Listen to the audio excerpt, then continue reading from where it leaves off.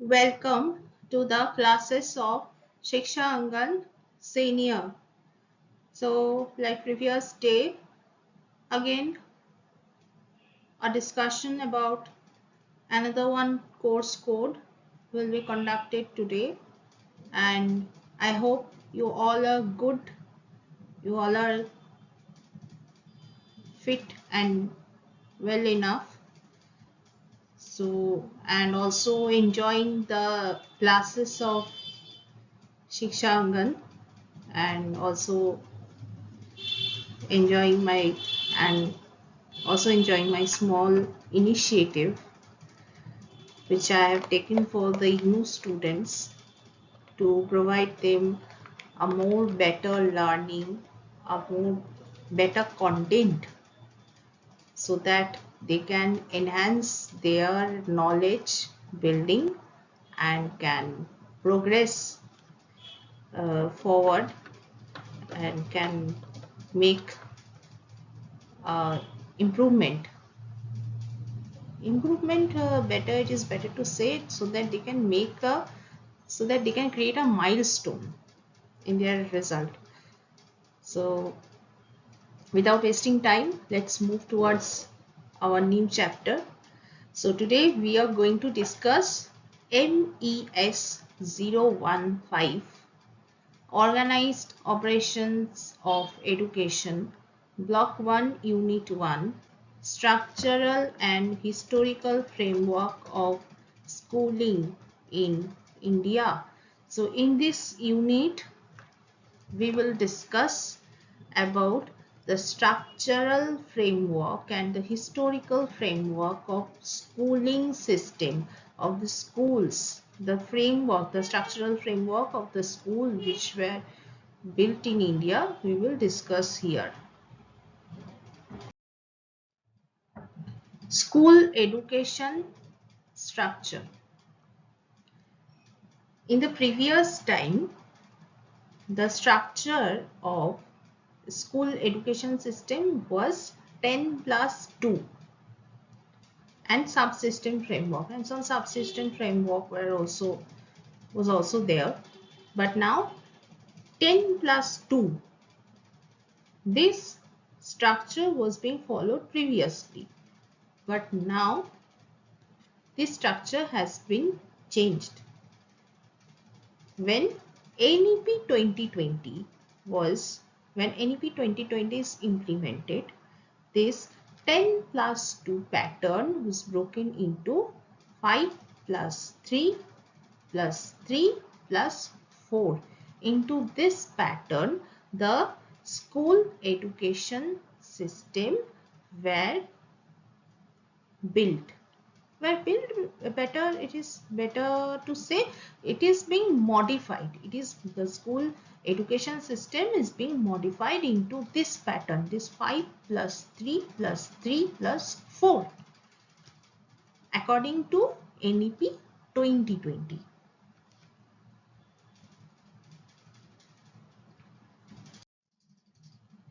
The 10 plus 2 pattern of schooling. Now we will look here. Now we will see the pattern of schooling. But what was the pattern? Which pattern? The pattern which was followed in the previous time, the 10 plus 2 pattern. Now how this pattern was designed? 10 years general foundation. First 10 years time period was being allocated for the general foundation envisaged by NPE 1968 and 1986, providing a uniform foundation across Indian states. So this 10-year, this general foundation stage was being envisaged. It was being designed by NP according to the NP 1968 and 1986 by providing a uniform foundation across Indian states. Now, what were the stages? Primary stage. In the primary stage, the classes were divided from, the classes were designed class 1 to 4 or 5. Primary stage was designed up to class 1 to 5. And what was the age limit? 6 to 10 years. This was the age limit for primary section, primary stage. Upper primary stage, class 5 or 6 to 7 or 8. Age limit was 11 to 13 years. Secondary stage, class 8 or 9 up to class 10, and age limit was 14 to 15. So based upon these three stages, the foundation, general foundation was this 10 years foundation period was designed at that time. Now next comes class 2 stage and academic progression. Now this up to class 10, starting from primary stage to up to class 10, that was the foundation stage. Up to starting from 6 years of age, then continued up to 14 or 15 years. Then next comes after 15 years, 15 or 16, whatever. Now next comes the plus 2 stage. After class 10, that 11, 12, that stage. Higher secondary and tertiary learning progression leading to degree certification. Higher secondary stage. After class 10, after the secondary stage, the higher secondary stage begins here. So here it is discussed about higher secondary and tertiary learning progression, which will lead to degree certification in the near future. Higher secondary plus 2, 11 and 12. Classes 11 and 12 or junior college. Undergraduate plus 3 after completing higher secondary, after passing the school, then learner moves towards the higher study, towards college.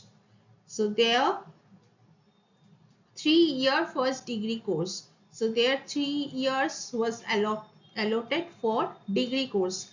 But if we see in the present scenario, this degree course now is being allocated for 4 years. Previously it was 3 years, but now it is 4 years. Now 4 years in that sense, 4 years those who take admission in the college with honors. Those who take admission with honors course, they have to study, or they have to, or they will complete their graduation in 4 years, including research. This structure is built according to NEP 2020, and those who take admission only in general course, they will complete their graduation in 3 years, just like the previous system. This has also been designed according to NEP 2020. Now postgraduate plus 2 years university master's degree. Now here for master degree 2 years, 2 years of time span is allocated. But now at present, according to the NEP 2020 regulations, master degree has become 1 year. Previously it was 2 years, but now it is designed for 1 year. And also one modification has also been brought in the higher education system, that those who completes their graduation with honors research, because in the final year a dissertation program has to be performed by each and every student. So, and for that research activity, and not only for that research activity, and those who a dissertation activity is there for each and every student, and after completing graduation, those student possess a CGPA, a grade point of 7, a credit score of 7 point something, or above 68% marks. So they will directly got a chance for PhD. To get chance in PhD, they didn't have to go for master's course. They will get chance directly for taking admission to PhD, which was previously, which that provision which was not available in the previous day. But now it has the system made a bit easier. A big change has been made there.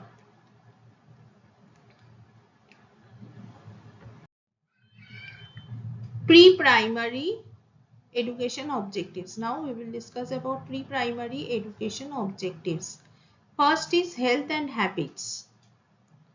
What are the pre-primary education objectives? First objective is health and habits, which is very essential for each and every individual, not only for small child, but it is also equally essential for an adult person also. And the health and hygiene habits, if it is built from childhood, then only when they become adult, they will able to understand that importance of keeping ourselves healthy and building healthy habits. So what is being stated here? Provides healthy external condition, open spaces, medical care and wholesome personal habits for early development. So in health and habits, healthy external conditions are provided, open spaces, wide spaces, enough spaces are being provided to discuss about any sorts of health issue or any sorts of health related activity, whatever. Medical care is also provided, because if if any child, when we get ill or when we face any sorts of physical or any health issue, so what we do, we take medical advice. Similarly, it is also essential to build that feeling in the child that whenever he or she will feel any uneasiness or any sorts of discomfort in their health, medical care is essential and medical advice should be taken in the proper time so that they can get the proper treatment and proper medication. And also wholesome personal habits for early development, and also for early development some wholesome personal habits also are have to be practiced from childhood, so that in the near future they can keep themselves fit and healthy. Second is imagination and skill. It stimulates creative imagination. Stimulation of creative imagination is being done here. Motor skills. Whatever motor skills we possess, that is also being developed, because development of motor skill is essential, because so that we can perform our activity in a very systematic way. And social companionship. Social companionship is also equally important through structured play and discovery. Then home school bridge. It fosters emotional security and seamless alignment between informal home environment and formal schooling. Emotional security, because when a child, it is very essential to feel the child that he or she is secured emotionally, mentally, and in each and every aspect. So that feeling is also important, to inherit that feeling in the child, so that he or she can also feel themselves secure. So he or she can't feel insecure, and for to give that feeling, some practices, some habits are to be followed. Yes, it is the fact, and that is provided by this pre-primary education. In this is a, so if we practice this through from pre-primary stage, then the child will be able to build himself or herself as an emotionally stable person in the near future, and seamless alignment between informal home environment and formal schooling environment. So this is also very essential to make, to feel the child special, to feel the child that he or she is secured in home and school, in both places. Now let's move to the next point. Preschool evolution. Preschool evolution. Now today in our latest scenario, we see the concept of preschool. When a child reaches near about 1.5 or 2 years, parents used to send their children to preschool. Why they send their child to preschool? So that they can learn to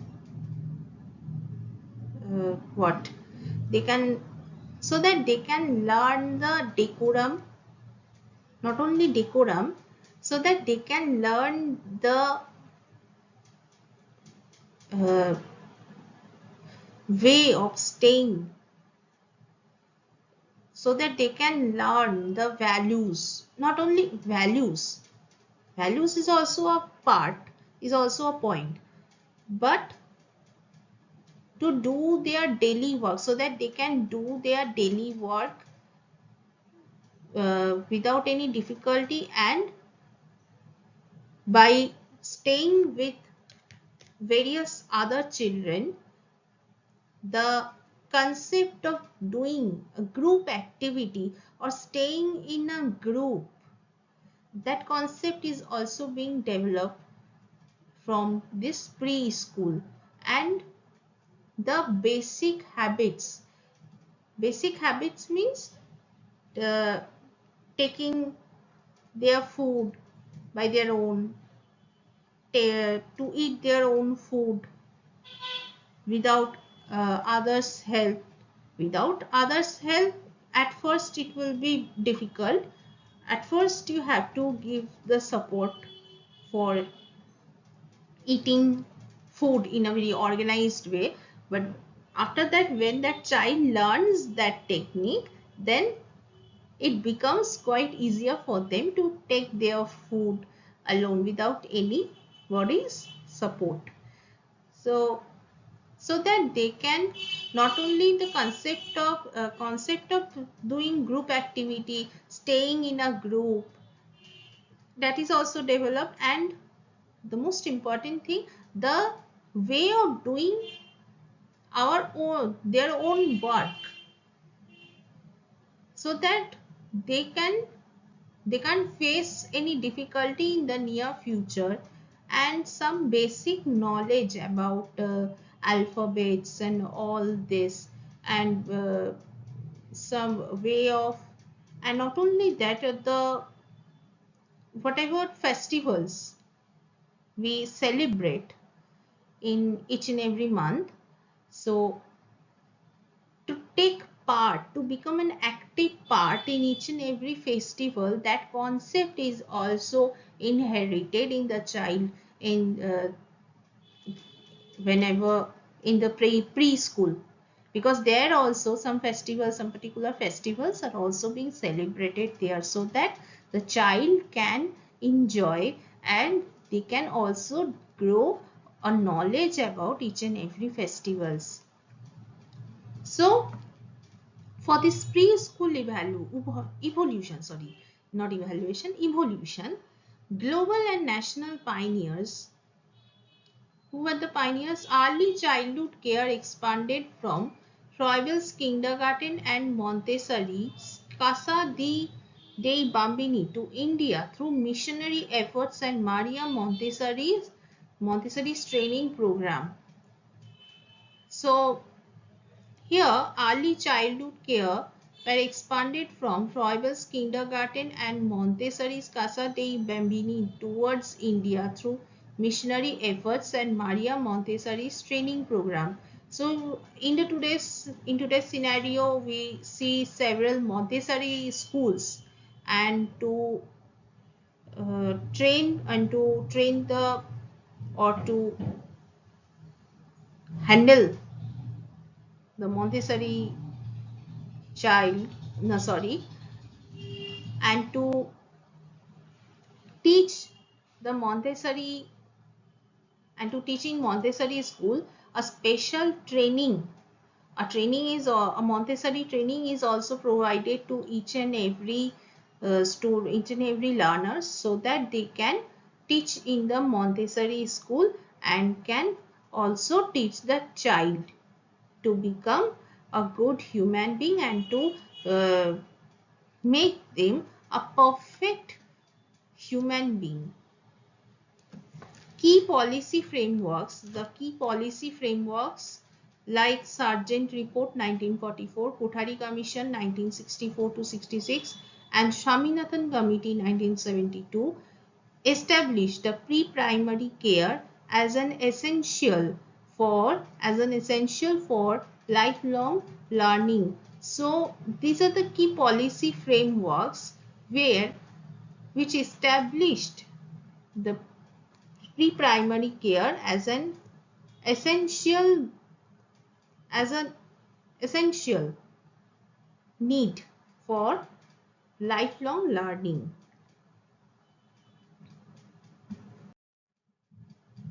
Pre-primary institutions in India.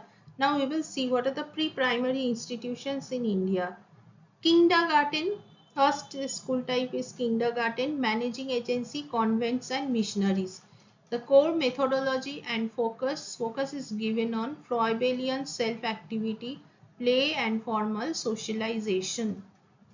Now comes Montessori school, managing agencies, private management. Methodology and focus is given on sensory material, motor skill development, self-directed learning. Pre-basic school. These schools are managed by community and trust bodies, and the focus is given on Gandhian ideology, craft-centered experiential learning. Anganwadi or Bal Mandir, these are managed by government ICDS and NGOs. Focus is given on integrated health, nutrition, and early play learning for rural and slum areas. So these are the pre-primary institutions in India: kindergarten, Montessori schools, pre-basic schools, Anganwadi and Bal Mandir. And several and different agencies are there for managing this type of schools, and different focus is also different for each and every schools. Now next we will discuss universal primary education, historical commitments and systematic program. So now we will discuss about universal primary education, historical commitment and systemic programs. Primary education milestone. Now what are the milestones behind this primary education? First, 1910 to 1911, here G.K. Gokhale introduced the Compulsory Education Bill in the Imperial Legislative Council. In the Imperial Legislative Council, the Compulsory Education Bill was introduced by G.K. Gokhale. In the year 1932, Mahatma Gandhi outlines the Vardha scheme of basic education, Nai Talim. So in the year 1937, The Wardha scheme of basic education, which is also known as Nai Talim, was outlined by Gandhiji.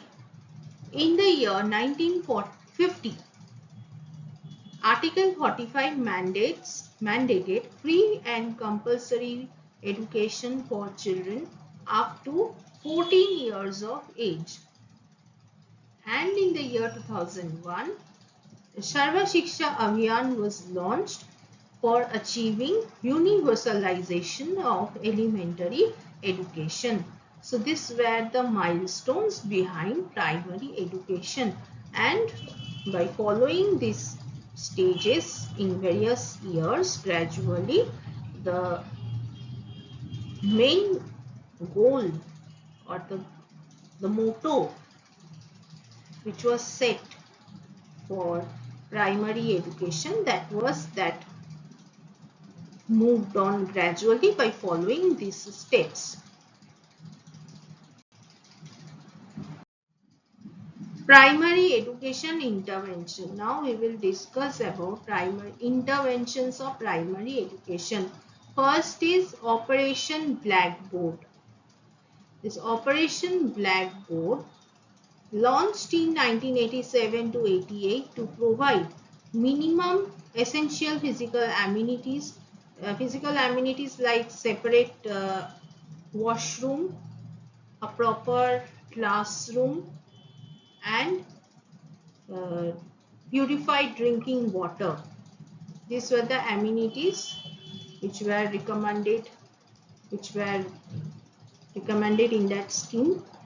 Teachers, well educated teachers, and learning kits to primary school. And this Operation Blackboard, this scheme was recommended in NPE 1986. In NPE 1986, the concept of Operation Blackboard was mentioned there. Now next comes minimum levels, MLL, minimum levels of learning. This is framed in the year MLL, minimum levels of learning, was framed in 1991 for ensuring equity in learning, defining specific competency standards for every primary grade. Now next comes Sarva Shiksha Abhiyan.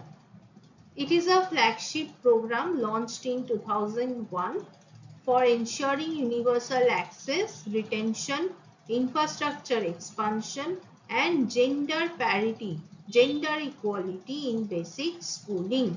So, these were the interventions of primary education, and in that intervention, Sarva Shiksha Abhiyan SSA was also a part and also played the active role for enhancing primary education.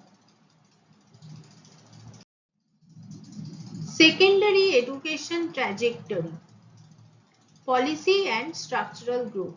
So here secondary education transition from colonial directives to modern Indian national framework.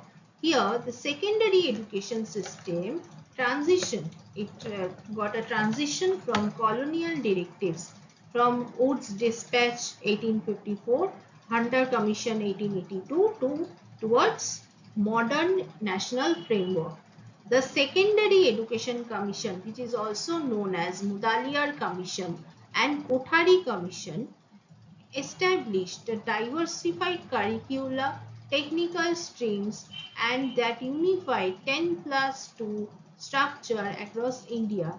So according to the uh, structural framework of education, according to Kothari Commission, if we say, so Kothari Commission suggested the 10+2+3 structure, which was followed previously. Before the launching of NEP 2020, that 10+2+3 structure was followed. Now which has been broken into 5+3+3+4, which I told you previously.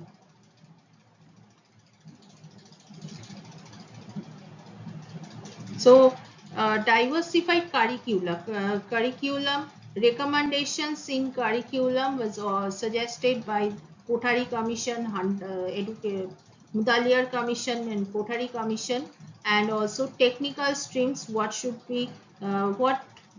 technical streams should be allocated here? That was also suggested in the recommendations of Mudaliar Commission and Kothari Commission. Especially Kothari Commission gave emphasis on technical stream and that unified 10+2 structure across India, which is specially emphasized by Kothari Commission. Now, what are the key thrust areas in secondary level? First is vocationalization. So, in case of vocational education, recommendations were also made by Kothari Commission. So, diversification at the +2 stage guided by PSSCIVE Bhopal 1993 and JCVE for employment readiness. So, for creating readiness in employment and for creating employment in a massive scale, diversification at the +2 stage was guided by PSSCIVE Bhopal 1993 and JCVE for to get employment readiness. Inclusive education, which is very important. Implementation of IEDC and PIED scheme for integrating students with special needs into general school. So in today's scenario, and also in NEP 2020, a special emphasis is also being given on inclusive education. And why emphasis is given on inclusive education? Because there are several children, those who are specially abled, and just because of being specially abled, an insecurity works in them, whether how other children accept them, and how not only children, how adults will accept them, whether they will get opportunity to take education or not. So just to remove these insecurities from their mind, this inclusive education system was created so that each and every child, irrespective of caste, creed, race, and whatever challenge they face, or whatever, whether they are specially abled or whatever challenges they have to face in their daily life just because of being special, that feeling, or that the sense of that insecurity, so that they can overcome the barrier,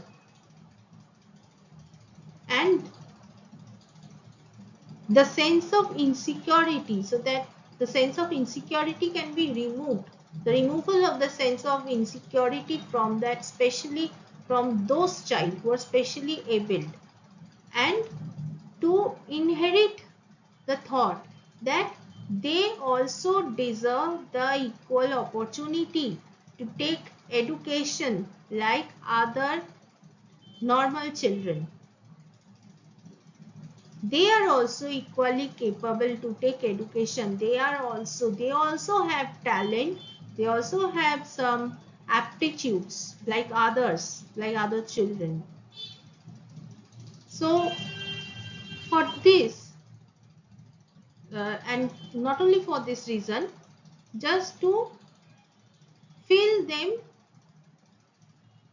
equal, not only equal obviously, so that to feel them happy that they also deserve something better. They also deserve an opportunity to take education. So that's why special emphasis is given on inclusive education in today's scenario and also in NEP 2020. Next, health and value orientation. Systematic integration of yoga and physical education across school curricula. Systematic integration of yoga and physical education across school curricula. Emphasis is given on yoga and physical education across school curriculum, and the subject and physical education is also a separate subject, is also there in school level, and also in college level also physical education subject is available, and also not only in college level, in higher studies also physical education subject is also being kept, and those who, and also PhD, in case of PhD also that physical education subject is available today in today's scenario. Open learning, flexible secondary certification enabled through National Institute of Open Schooling. Flexible secondary certification, flexible learning, flexible secondary and flexible certification, enabling of flexible certification through National School Institute of Open Schooling, NIOS, means those who can't able to attend normal school due to financial crisis or due to some societal issues, whatever, they can, so that they can get the opportunity to get education and they can achieve a certification for future opportunities. That provision is provided through NIOS, National Institute of Open Schooling. So this is the discussion of this unit from MES 015 Block 1 Unit 1. So and we end our discussion here. In the next class, we will discuss about a new course code and a new unit and new block. Till then, stay tuned, stay happy, stay blessed. Thank you.